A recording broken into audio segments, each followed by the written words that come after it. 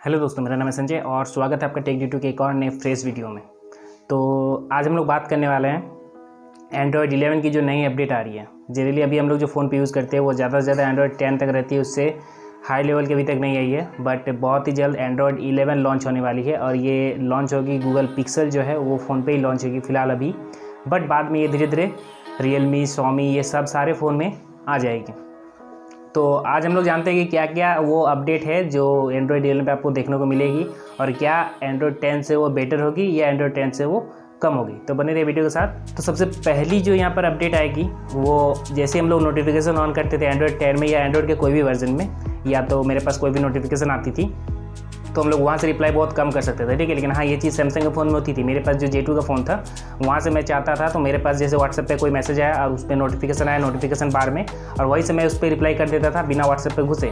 But अभी जो मेरे पास वीवो का फ़ोन है इसमें वो सिस्टम नहीं है। मुझे रिप्लाई करने के लिए क्या करना होता है, व्हाट्सएप पर जाना ही होता है। बट एंड्रॉयड 11 जो है उसमें क्या होगी, आपको बिना व्हाट्सएप पे जाए जैसे आपको नोटिफिकेशन आएगा, व्हाट्सएप में कुछ मैसेज आएगा तो आपको नोटिफिकेशन शो करेगी। नोटिफिकेशन जहाँ शो करेगी वहीं पर आपको क्या होगी, उसको रिप्लाई करने का ऑप्शन मिलेगा, तो आप डायरेक्ट वहाँ से रिप्लाई कर सकते हैं।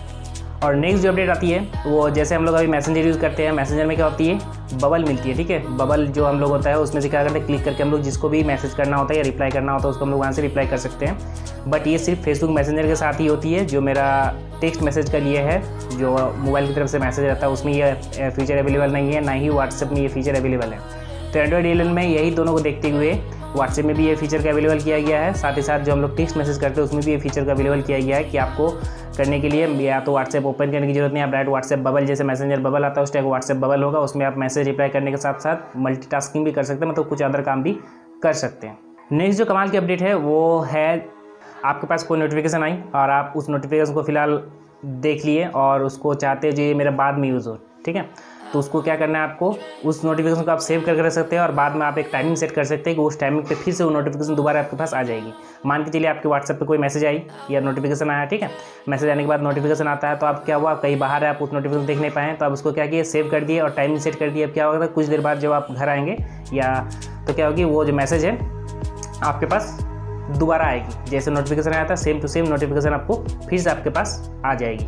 तो ये भी बहुत बढ़िया फीचर लग रही है। अब जब आएगी तो ये अच्छी तरह से पता चलेगा एक्चुअली ये कितनी वर्किंग कर रही है कितनी नहीं कर रही है। नेक्स्ट अगर अपडेट की बात करें तो ये मुझे नहीं लगती है कोई अपडेट है, क्योंकि ये एंड्रॉयड 10 में भी अवेलेबल है और मेरे पास जो फ़ोन है इसमें भी अवेलेबल है। उन्होंने क्या किया, डिफ़ॉल्ट स्क्रीन रिकॉर्डर एक इंस्टॉल किया हुआ ऑलरेडी, मतलब आपको स्क्रीन रिकॉर्ड करने के लिए अलग से थर्ड पार्टी एप्लीकेशन इंस्टॉल करने की कोई जरूरत नहीं है। आपके जो मोबाइल फ़ोन में ही है वो डिफ़ॉल्ट स्क्रीन रिकॉर्डर। बट ये भी बहुत सारे फ़ोन में है तो मुझे नहीं लगती है कि ये कोई अपडेट है, क्योंकि डिफ़ॉल्ट स्क्रीन रिकॉर्डर बहुत सारे फ़ोन पर होती है।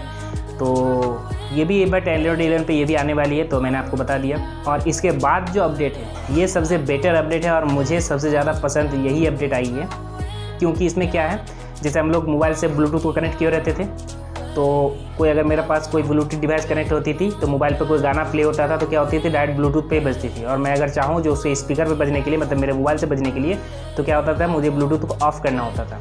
बट एंड्रॉयड 11 में ये सिस्टम को पूरी तरह से हटा दिया गया है। उसमें एक ऑप्शन दिया गया है, आपको बिना ब्लूटूथ ऑफ किए भी आप अगर चाहे तो सॉन्ग्स को स्पीकर में अपने फ़ोन के स्पीकर पे सुन सकते हैं। ब्लूटूथ को इसके लिए आपको ऑफ करने की जरूरत नहीं है। बस आपको क्या होगा, इंटरचेंज करना होगा। जब आपको ब्लूटूथ में सुनना होगा तो ब्लूटूथ में जाके क्लिक कर देना होगा, और जब आपको स्पीकर में सुनना होगा तो स्पीकर में आके क्लिक कर देना। आपको इसमें आपको ब्लूटूथ बार बार डिस्कनेक्ट करने की कोई ज़रूरत नहीं है। आप ब्लूटूथ कनेक्ट रहेगा फिर भी आप अपने स्पीकर पे म्यूज़िक वगैरह सुन सकते हैं, जो कि एक बहुत ही कमाल की फ़ीचर है और सबसे ज़्यादा मेरी वो फेवरेट फ़ीचर है। और ये मुझे पर्सनली तौर पे बताओ तो ये मुझे बहुत ही बढ़िया फ़ीचर लगी, क्योंकि ये हम लोग आजकल के दिनों में बहुत ज़्यादा यूज़ करते हैं ब्लूटूथ का।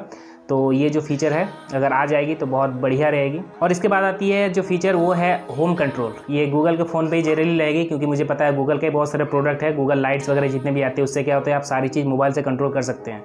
जब आपको लाइट ऑफ करनी हो आप सिंपल मोबाइल पर क्लिक कीजिए, वो लाइट ऑफ हो जाएगी। जैसे गूगल पिक्सल वगैरह काम होती है उस तरह का गूगल होम कंट्रोल कर सकते हैं। तो ये गूगल पिक्सल जो फ़ोन है उस पर ही बहुत ज़्यादा सपोर्टेबल होगी। बट पता नहीं अदर डिवाइस पे ये जैसे रियलमी हो गया, शॉमी का फ़ोन हो गया, ये सब में ये सपोर्टेबल होगी कि नहीं होगी, ये तो एंड्रॉयड 11 का अपडेट आने के बाद ही पता चलेगी। नेक्स्ट अगर हम लोग बात करें तो और एक अपडेट आई है इसमें, जो है one time permission to app. मतलब क्या है, जैसे बहुत सारे ऐप्स को हम लोग ओपन करते हैं तो बार बार क्या होता है, हम लोग को इस ऐप को परमिशन देनी पड़ती है। बट इसमें क्या अपडेट दिया गया है कि आप एक बार ऐप को परमिशन दे दीजिए, वो क्या होगी, बार बार ओपन होगी लेकिन आपको परमिशन नहीं मांगेगी। सिर्फ आपसे जब ऐप इंस्टॉल होगी तभी परमिशन ले लेगी। उसके बाद होता है बहुत सारे ऐप्स ऐसे होते हैं जो बार बार परमिशन मांगती है, तो वो सारे सिस्टम हटा दिया गया है। आपको क्या होगा, जैसे आप ऐप इंस्टॉल किए, एक बार परमिशन मांगी, बस उसके बाद और दोबारा वो परमिशन नहीं मांगेगी। और नेक्स्ट एंड लास्ट जो फीचर है उसका, वो बार बार हम लोग मोबाइल पे देखते थे, हम लोग का अपडेट आता था। जो अपडेट क्या होती थी, मोबाइल अपडेट होती थी, साथ ही साथ उसमें क्या होता है, सिक्योरिटी पैचेस जो भी है मोबाइल का, वो सिक्योरिटी पैचेस भी अपडेट होती थी, ठीक है। बट उसके लिए हम लोग को वेट करना होता था, जब सिस्टम अपडेट देती थी तभी हम लोग को वो क्या होती थी, अपडेट कर सकते थे। उसके पहले तो अपडेट नहीं कर सकते थे हम लोग। तो जब सिस्टम अपडेट होगी, साथ ही साथ सिस्टम अपडेट के साथ सिक्योरिटी पैच भी अपडेट होती है, हमेशा ये चीज़ याद रखिए। एंड्रॉइड 11 में क्या है ना, आपको गूगल प्ले स्टोर में ऑटोमेटिक सिक्योरिटी पैच अपडेट हो जाएगी। आपको इसके लिए वेट करने की जरूरत नहीं है कि जब मेरा मोबाइल अपडेट होगा तब सिक्योरिटी पैच भी अपडेट होगा। आपको क्या होगा, गूगल प्ले स्टोर में ऑटोमेटिक अपडेट होती जाएगी सिक्योरिटी पैच, आपको मैनुअली अपडेट करने की कोई जरूरत नहीं है। जैसे कोई सिक्योरिटी उसमें खराबी लगेगी, आपका क्या होगा, security patch Google play store automatic से अपडेट कर देगी। तो ये थी एंड्रॉइड 11 की कुछ अपडेट्स। अब इसमें से कौन सा अपडेट आपको बहुत ज़्यादा पसंद आई है, आप मुझे कमेंट में कर सकते हैं, तो मुझे ही पता चल जाएगी कि आपको कौन सा अपडेट पर्सनली जो है वो पसंद आई, या एंड्रॉइड 11 आपको पसंद आई भी कि नहीं। तो ये सारी चीज़ आप डिस्कस कर सकते हैं मेरे साथ, कमेंट में मुझे लिखिए, मैं आपको रिप्लाई करूँगा। तो चलिए आज की वीडियो में इतना ही, मिलते हैं नेक्स्ट वीडियो में। तब तक बने रहे चैनल पर, साथ ही साथ बेल नोटिफिकेशन ऑन कर लीजिए, ताकि जब भी मैं कोई नई वीडियो डालूँ आपको नोटिफिकेशन